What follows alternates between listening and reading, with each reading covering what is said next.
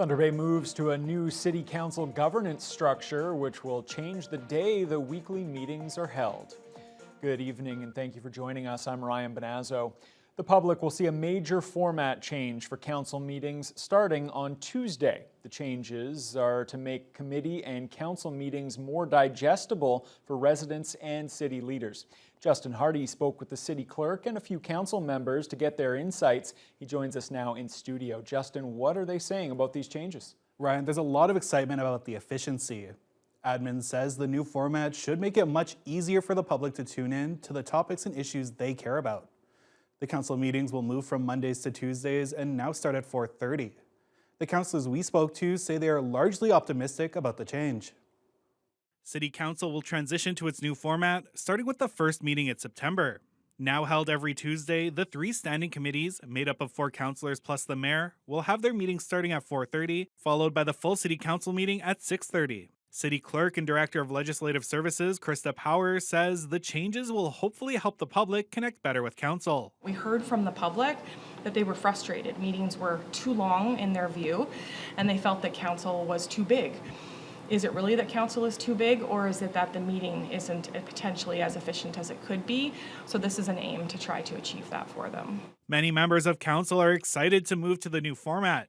McKellar Councillor Brian Hamilton says council needs to engage the public as much as they can, and if the model can do that, he's all for it. The smaller committees will really speak to efficiencies and a really great share of information. Ultimately, the recommendations that come out of those standing committees are now going to be a little bit more polished. So when they finally come to the city council, they're going to be more polished. They'll have the community engagement. They'll have that political angle, and hopefully there'll be some streamlined processes at city council. Councillor Casey Atraney is also excited about the changes. She hopes the community bears with council as they undertake the new model and go through a new learning curve over the next month. I am really optimistic, but with my background, I'm also about continuous improvement. And so through these next 6 months while we trial this new model, we'll be evaluating. And in 6 months, we're going to sit down as council and make a final decision if we think this new model is a good model to move towards, or if we have to tweak it, or if we even have to move backwards and go back to where we are today. All meetings on Tuesdays will continue to be televised, whether it's a standing committee or whether it is a city council meeting. And one of the pieces I think that's very important to me is that the public is able to access the information easily. And if there's a specific issue they're interested in, they can actually go to the website after the meeting and only watch that section. Justin Hardy, TBT News. Fort William First Nation members have been advised to avoid all contact with the water in the Kaministiquia River. It's still being tested after a major effluent spill from the Thunder Bay Pulp and Paper Mill. Investigators from both the Ministry of Environment and the First Nation have been testing the water following the spill, which resulted in the deaths of a number of fish. Until the water can be deemed safe, First Nation residents have been advised not to consume the water or any food taken from the river. They're also warned to keep pets from the water. The Thunder Bay District Health Unit issued a statement today saying while it's not directly involved in the response to the effluent spill, there's no identified risk to municipal drinking water supplies or public beaches. But the health unit advises people not to consume fish from the Cam River at this time. Mill operations are suspended while the ministry investigates the spill. The sky over the Thunder Bay waterfront lit up last night, not with fireworks, but with hundreds of drones, creating a spectacular farewell to the summer. The show was the first of its kind in our city and marked the finale of the Live on the Waterfront concert series. Jessica Clement was there. Crowds packed Marina Park on Thursday night to catch a glimpse of the city's first ever drone light show, which was in partnership with the Thunder Bay Airport. From Lake Superior to a soaring eagle to Thunder Bay's own sleeping giant, 400 drones lit up the harbor sky, drawing cheers from the thousands of people who came out to watch.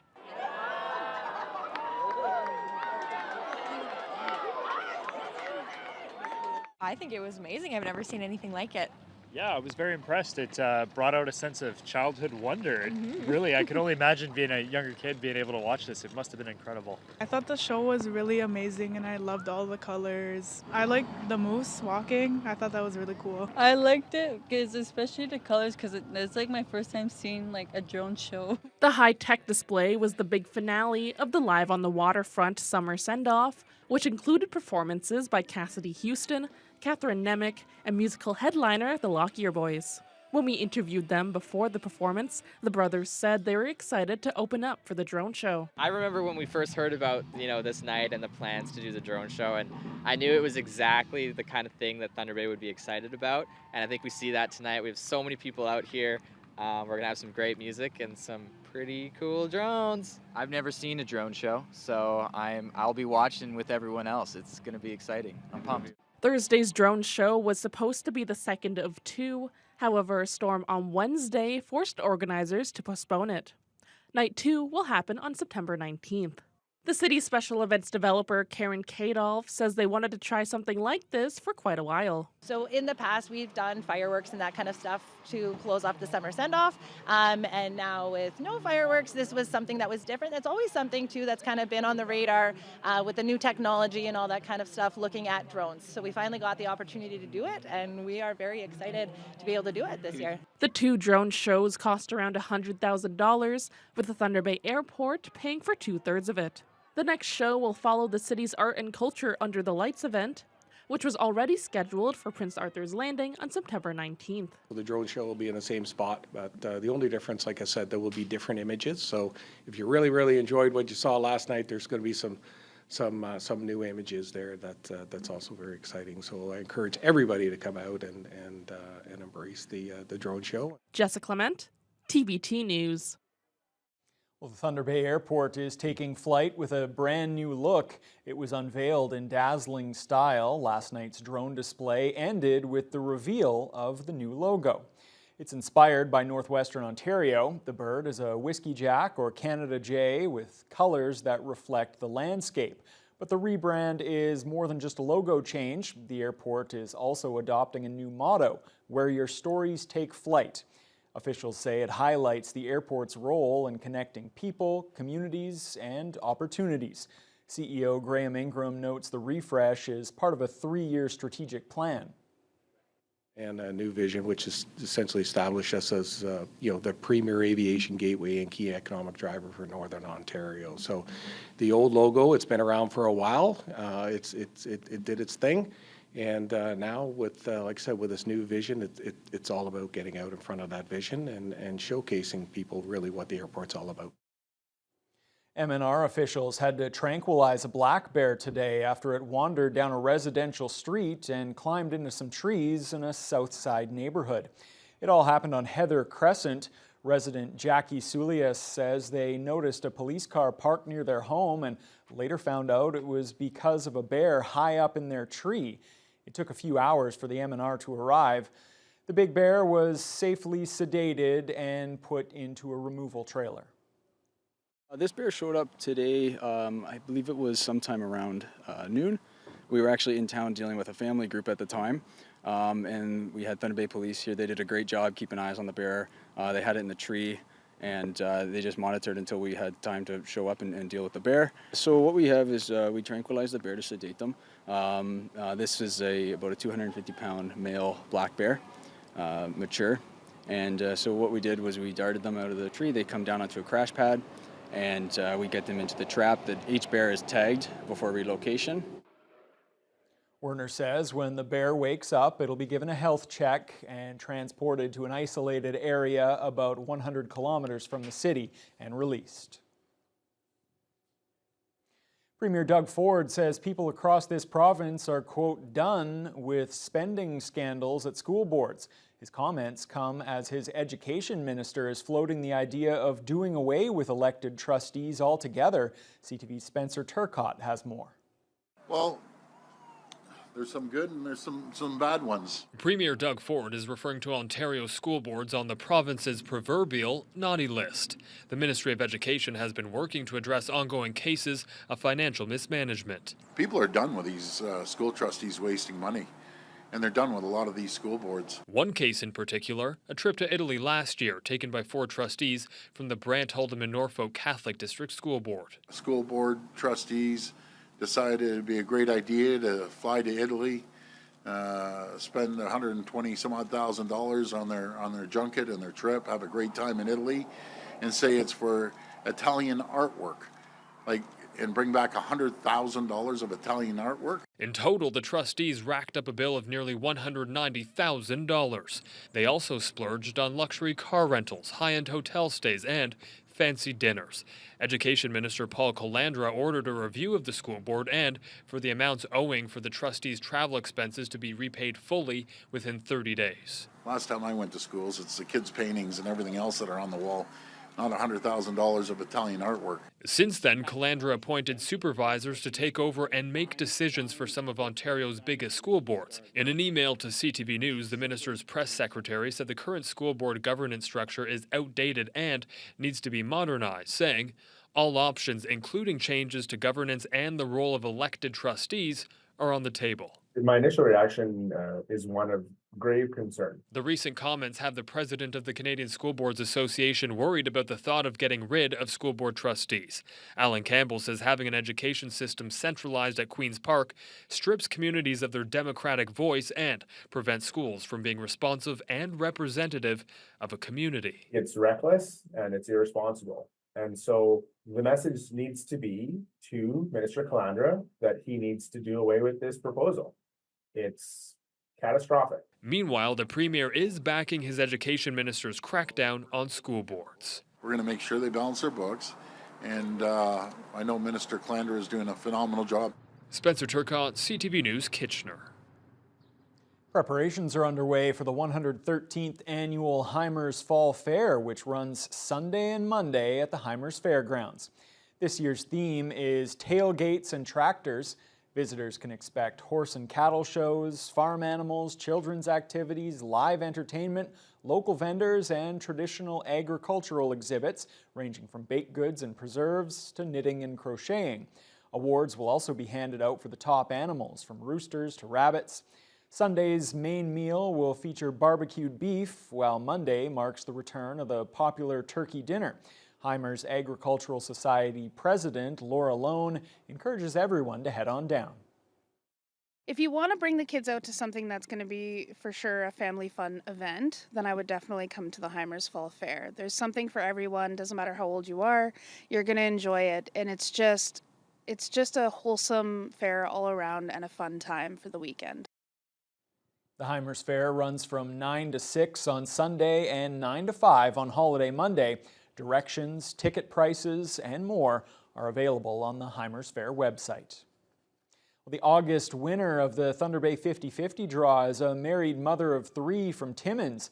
Jose Bordelot was out shopping this morning when she got the life-changing phone call from Hospital Foundation President Glenn Craig. Have you connected the dots?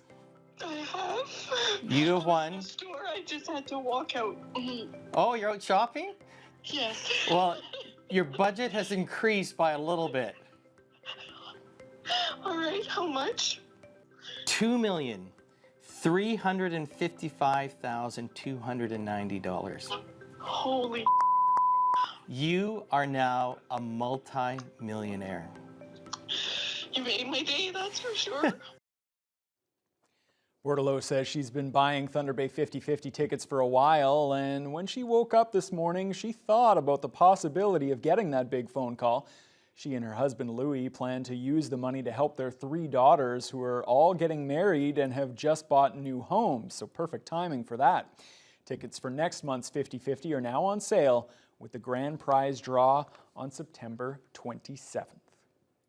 Well, fantastic. Always love to hear those phone calls and hear the emotion in the person's voice when they find out that their life has just changed for the better. Even if they have to bleep out some of it. Oh, I mean, that's perfectly justified. I think that's definitely well justified. Worth it. Absolutely. Today's weather, Fiona, maybe not worthy of letting the expletives fly, but we were all winners. Pretty good nonetheless, yeah. Yeah, I mean, temperatures were definitely below normal for this time of year. Not a ton, but about 3 degrees below. We topped out with a high of 19, but we had loads of sunshine.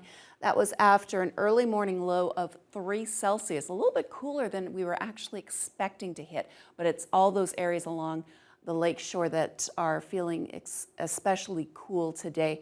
But lots of sunshine. Winds were primarily from the southwest in the morning, very light, about 4 kilometers per hour, up to 18 kilometers per hour this afternoon when the wind started to rotate around just a little bit and start to come more from the south. But the real heat is definitely to the west in Canada, and it is working its way in.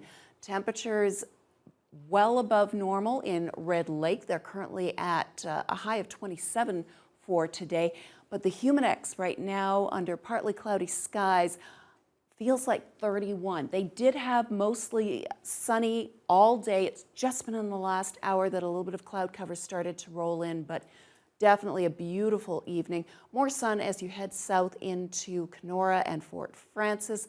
There, the Humidex is making it feel maybe 3 degrees warmer than these numbers would suggest.